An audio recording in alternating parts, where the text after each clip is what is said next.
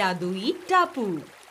गणेश और उसका दोस्त राघव दोनों नाव चलाते थे। उनका काम था लोगों को एक टापू से दूसरे टापू पर ले जाना। ये काम करके वो काफी अच्छा पैसा कमा लेते थे और उन्हें हर रोज नए नए लोगों से मिलने का मौका भी मिलता था। उन दोनों को ही ये काम करना बहुत पसंद था। अरे भाई, मुझे वो सामने वाले टापू पर ले चलोगे क्या? क्यों नहीं, यही तो हमारा काम है। राघव, इन्हें नाव में बिठाओ जब तक मैं और लोगों को लेकर आता हूँ। ठीक है। दिन ऐसे ही कट रहे थे। ये समुद्र का ठंडा पानी अब गणेश और राघव का दोस्त बन चुका था। दिन भर इन लहरों के बीच नाव चलाना जैसे अब उनके लिए बच्चों का खेल बन गया था। कई बार समुद्र में तूफान आ जाता था। ऐसे समय में गणेश और राघव समय से पहले ही अपनी नाव को सुरक्षित जगह पर बांधकर घर चले जाया करते थे।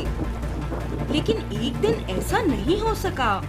उस दिन गणेश और राघव कुछ यात्रियों को दूर के एक टापू पर छोड़कर वापस लौट रहे थे। मौसम बिल्कुल साफ था और धूप निकली हुई थी। लेकिन जब वो दोनों बीच रास्ते में थे, तब मौसम ने ऐसी करवट बदली जिसका उन्हें कोई अंदाजा नहीं था। अचानक से तेज बारिश होने लगी और समुद्र में भी ऊंची ऊंची लहरें उठने लगी। अब क्या होगा? कुछ मत पूछो, बस नाव चलाते रहो। अगर भगवान ने चाहा तो हम सुरक्षित अपने टापू पर पहुंच जाएंगे। तेज बारिश के कारण नाव में पानी भरने लगा था और नाव डूबने का खतरा बढ़ने लगा था। राघव, तुम नाव से पानी बाहर निकालो और मैं नाव चलाता हूँ। इससे पहले कि गणेश और राघव कुछ सोच समझ पाते, एक ऊंची लहर उनकी नाव से टकराई और नाव को पलट दिया। समुद्र का तेज प्रवाह दोनों को अपने साथ ले गया।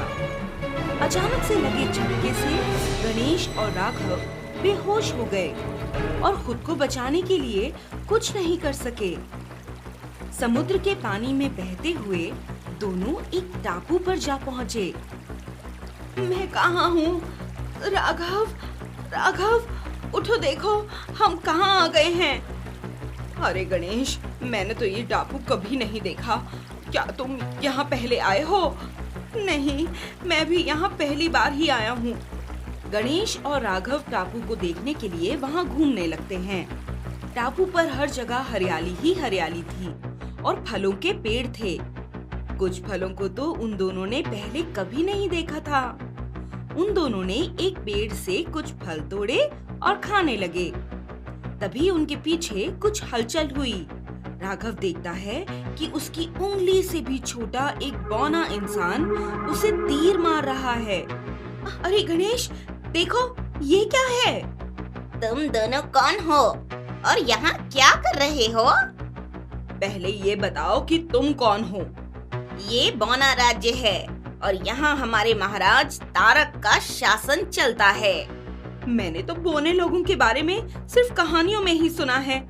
मुझे नहीं पता था कि बौने लोग असली में भी होते हैं।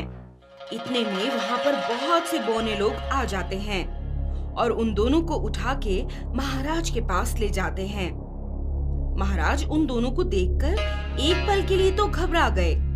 फिर बोले, महाराज, तुम दोनों यहाँ कैसे पहुँचे? महाराज, हम दोनों को समुद्र की लहरें यहाँ तक बहा कर ले आई हैं। हम दोनों का इरादा आप लोगों को नुकसान पहुँचाने का बिल्कुल भी नहीं है। तभी एक मंत्री कहता है, लेकिन महाराज, अगर हमने इन दोनों को छोड़ दिया तो बड़े लोग हमारे इस टापू पर भी कब्जा कर लेंगे। तुम ठीक कह रहे हो। इन दोनों को जंजीरों से बांध दो और समुद्र में फेंक दो। गणेश और राघव घबरा गए। वो दोनों महाराज से प्रार्थना करने लगे, महाराज, हमें छोड़ दीजिए। हम वादा करते हैं कि हम किसी को भी इस टापू के बारे में नहीं बताएंगे। पहले तो महाराज तारक ने उनकी प्रार्थना सुनने से इनकार कर दिया, लेकिन बाद में उन्होंने गणेश और राघव की बात मान ली। ठीक है, लेकिन अब तुम लोग यहाँ से जाओगे कैसे? हम लकड़ी से नाव बना लेंगे और उस पर बैठकर यहाँ से चले जाएंगे। नाव? ये नाव क्या होता है? क्या तुम लोग हमें भी ये बनाना सिखाओगे? क्यों नहीं, जरूर सिखाएंगे। वो दोनों बौने लोगों को नाव बनाना सिखाते हैं और बदले में महाराज तारक उन्हें वहां से सुरक्षित जाने की इजाजत दे देते हैं। अपने टापू पर वापस पहुंचकर गणेश और राघव एक बार फिर से नाव चलाने का काम करने लगे।